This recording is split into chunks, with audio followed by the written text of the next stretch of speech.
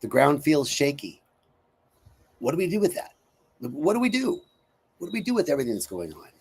I want to acknowledge like that there's heaviness that you may be feeling. I know I'm feeling heavy. War, division, AI acceleration, climate, grief. Whether you've been tracking the news about Iran and Israel, or if you're simply feeling a general sense of unease or sorrow, I want you to know it's okay. It's okay, and it's okay to bring it here. Because in a world that sometimes seems to be unraveling, our spiritual work is not an escape, but it becomes a clear channel for presence and peace. And that's why this matters so much. Because when we release our inner stories of separation, our inner stories of fear, reactivity, we actually create the capacity to hold the outer world with deeper love and vision.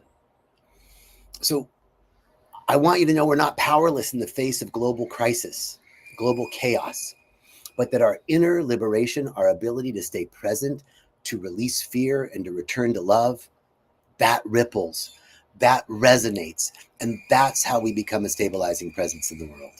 Welcome to Walking the Path. I'm so grateful that you're here, and I'm grateful to have this opportunity because, you know, at rythmia is a place that helps us clear the internal chaos so that we can be a stabilizing presence in a chaotic world. So I want you to know we're not here to run from the world. We're here to become clear channels of peace in it. And today's talk is really about, you know, in a time of global disruption, that our spiritual practice becomes not an escape, but a sanctuary, and that it becomes a source of real power. And we begin by anchoring into clarity and awareness. And it's from that truth that consciousness precedes form. And that's what I want to talk to you about today. So I'm so glad that you're here. Thank you for joining me. So global conflict often mirrors our unresolved stories of separation, of trauma and fear. And just like our own lives, when stories go unhealed, they escalate. And so by doing the work of energetic release and cord cutting, we don't just heal ourselves, but we shift the collective narrative. We shift it from a narrative of us versus them to we belong together. And compassion doesn't mean that we condone harm, but it means that we refuse to let hatred live in our bodies. So everything begins in awareness. What we see becomes our reality. We're typically not seeing reality that's out there. We're typically seeing reality viewed through the filter of our opinions and judgments. So we're creating our world through our own opinions and judgments. It's the power of the observer. I'm going to talk about that in a little bit.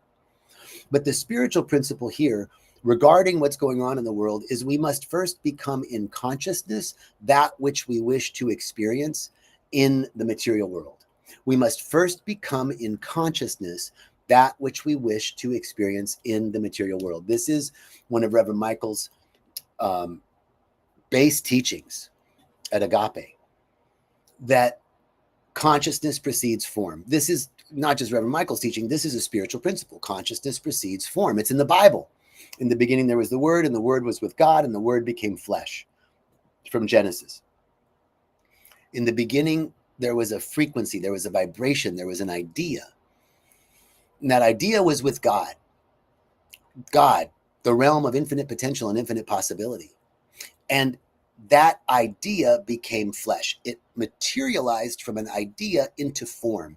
This is the biblical expression in Genesis that confirms the spiritual principle that consciousness precedes form. And so when the world is in chaos, our inner work becomes our activism.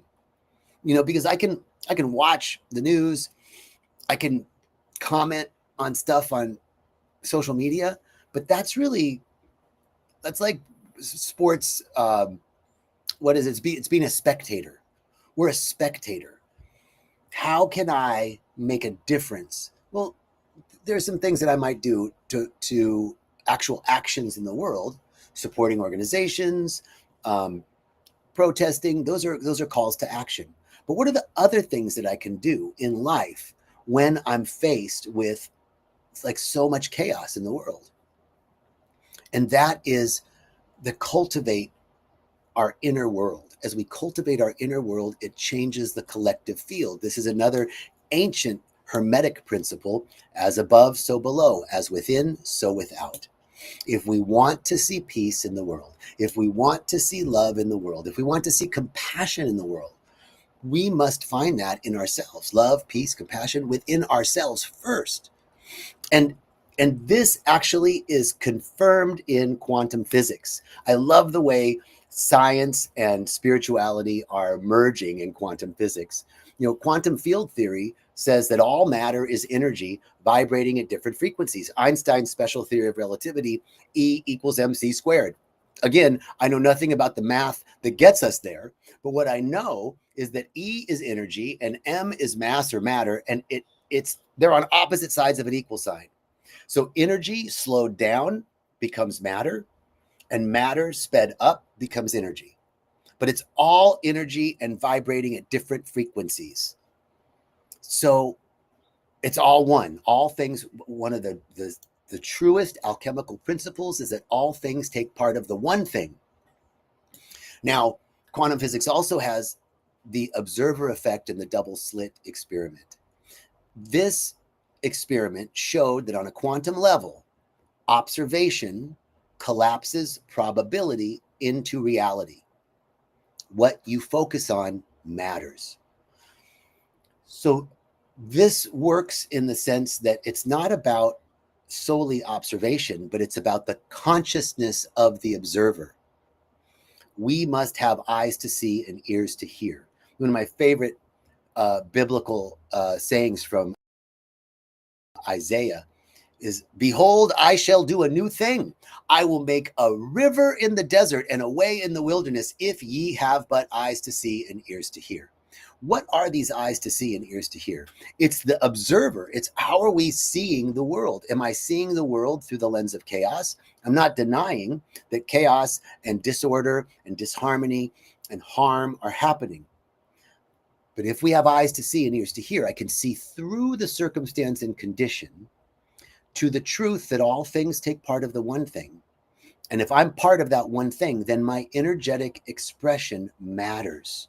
What we focus on matters. We're selecting on a quantum level the reality that we wish to experience. And it begins as within, so without.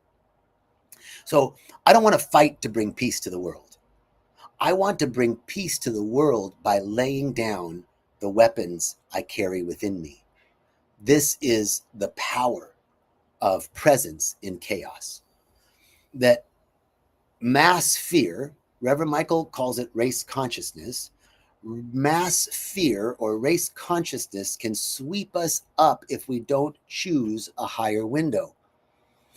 War, murder, violence, rape, all of the vicissitudes of life are a reflection of our inner sense of fear and separation, lack, worry, doubt, and not enoughness.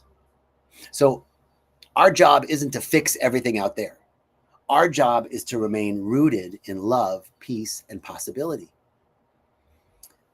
And I want to introduce the idea of nervous system regulation as a spiritual practice.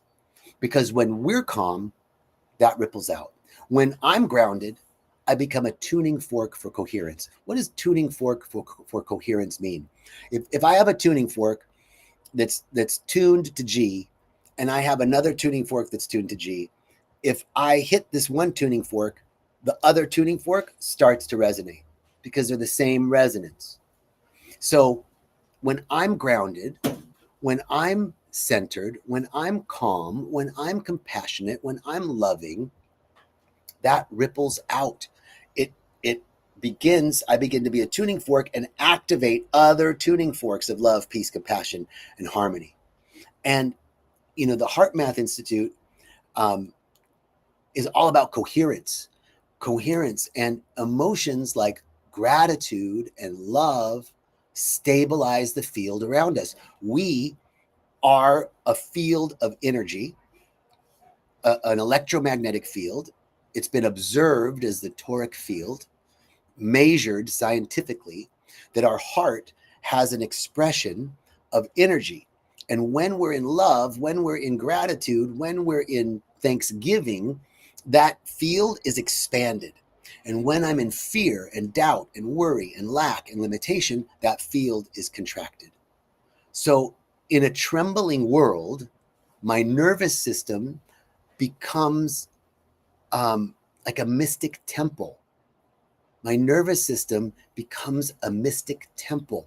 That if I can regulate my own nervous system, if I can maintain my peace, my clarity, my love, my compassion, then I become a tuning fork, and those vibrational frequencies ripple out into the field. And all things take part of the one thing.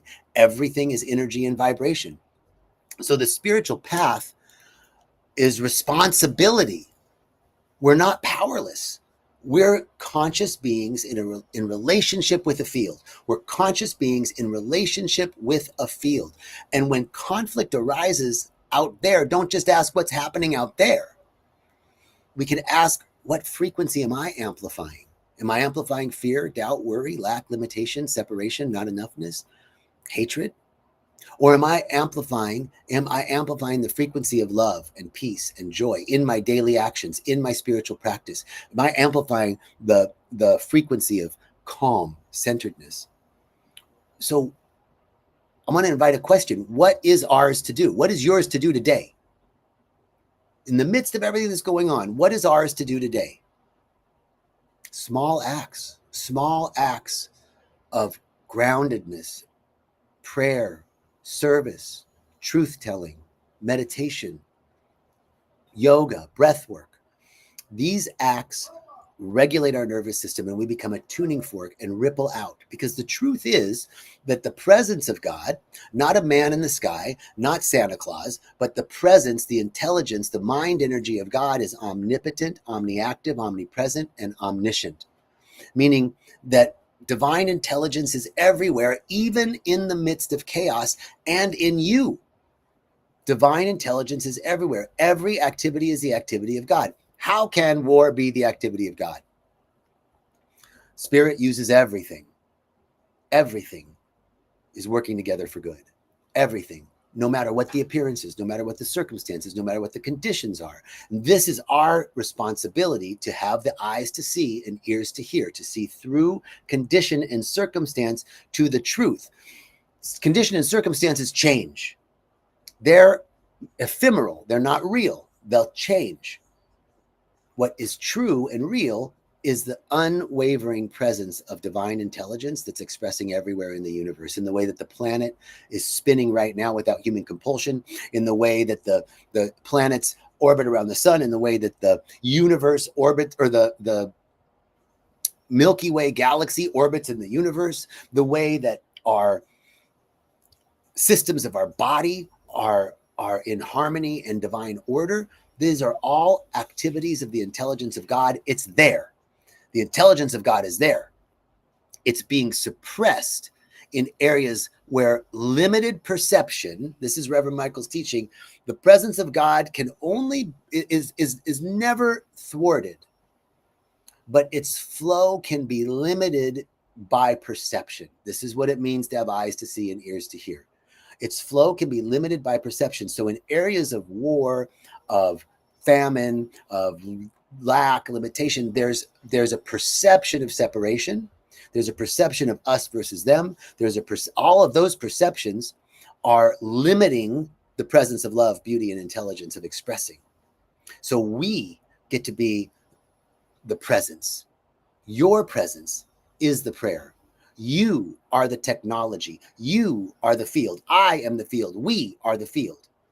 We are the technology. We are the prayer. As our small acts, small grounded acts every day of centering ourselves and being at peace.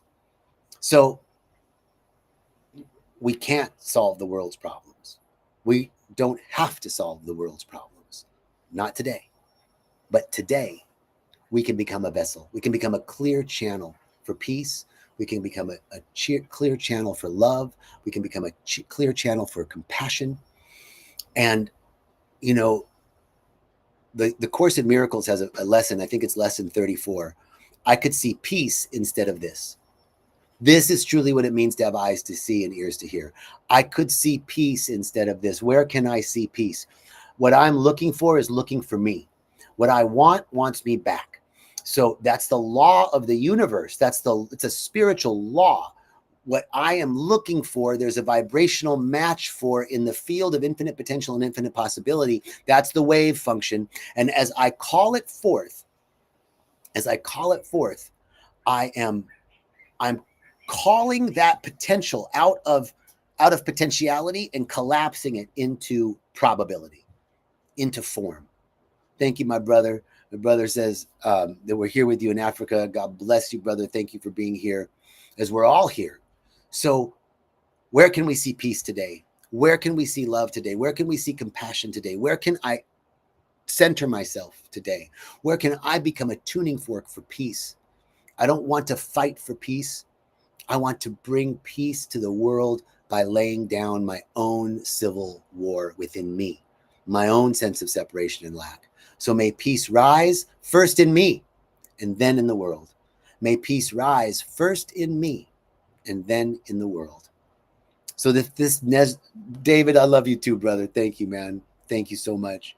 If this resonates with you, join me next week. We're going to go deeper into how to hold energy, set boundaries, and radiate peace without taking on the weight of the world. So thank you for joining me. I'm so grateful and so thankful. I'm wishing you that peace rises within you, that you are a divine tuning fork of love and peace and compassion and beauty and intelligence, and that through your spiritual practice, you become the field, you become the prayer, you become the vision of a world that works for everyone. You become a vision of a world where people aren't talking about winning the war. People are talking about no war, talking about unity and love and brotherly and sisterly connection. This is the world that we're holding. This is the vision that we're holding. In the midst of circumstance and condition, we're holding a vision. We're holding it together. And I'm grateful for you. God bless you. God keep you. God shine his face upon you and bring you peace. And so it is. Amen. Ashe, aho. And I'll see you next week. Blessings. Thank you.